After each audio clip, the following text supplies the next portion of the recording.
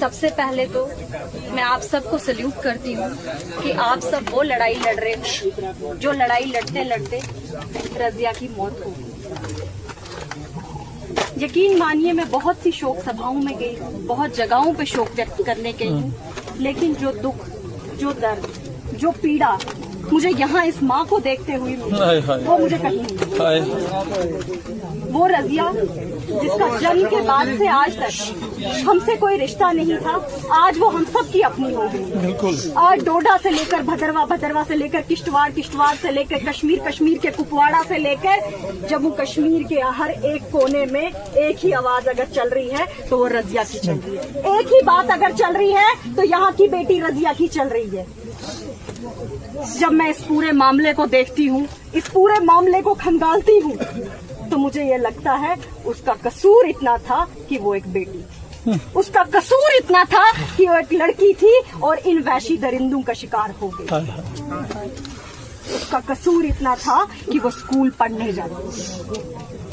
वो स्कूल जहाँ जाके वो अपने परिवार वालों के जीवन को नए उल्लास से भरना चाहती थी, उस स्कूल में उसके साथ ऐसी वैशी दरिंदगी हुई कि मैं शब्दों में बयान नहीं कर सकती। जिस थाने में जाने से लोग डरते हैं, जिस थाने में जाने से मुजरिम कतराते हैं, उस थाने में वो वैशी दरिंदा बड़े तरीके से बैठकर बोल रहा है कि मैं इसमें इन्वॉल्व नहीं। वो क्या शब्द बोल रहा है, वो शब्द भी मैं बयान नहीं कर सकती। आज जब मैं यहाँ आई, जब मैं इनके घर की तरफ जा रही थी और उनके घर का वो कमरा जब मैंने फोन पे देखा था, इनकी गरीबी का एहसास मुझे। जब मैं उस सरपंच की पंचायत के बारे में सुनती हूँ तो मुझे दुख होता है कि जम्मू कश्मीर में इस तरह के लोग रहते हैं। यकीन मानिए जब दिल्ली में वो हादसा हुआ था, दिल्ली के बाद एक हादसा यहाँ जम्मू कश्मीर में हुआ था और उसके बाद आज ये हादसा तीसरा हमारे डिस्ट्रिक्ट किश्तवाड़ के इंदरवाल में हो रहा है। मैं जब इसके माँ बाप की हालत देखती हूँ तो मेरी दिल कांप जाती है। मेरे पास वो शब्द नहीं है जो इस दुख को बयां कर सके कि कितना दुख होता है एक बेटी को जब वो दूसरी बेटी को इस तरह से देखती है। आज मैं यहाँ आप सबको देख रही हूँ। मेरी बहन पिछले 4 दिन से यहाँ बैठी हुई है।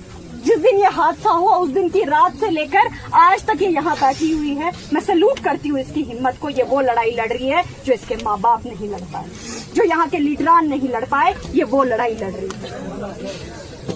क्योंकि ये भी एक बेटी है, मैं भी एक बेटी हूँ और मैं मांग करती हूँ मौजूदा सरकार जो हमेशा सोई रहती है, आज भी मौजूदा सरकार सोई हुई है। बिल्कुल सही है। आज जब मैं आप सबके सामने खड़ी हूँ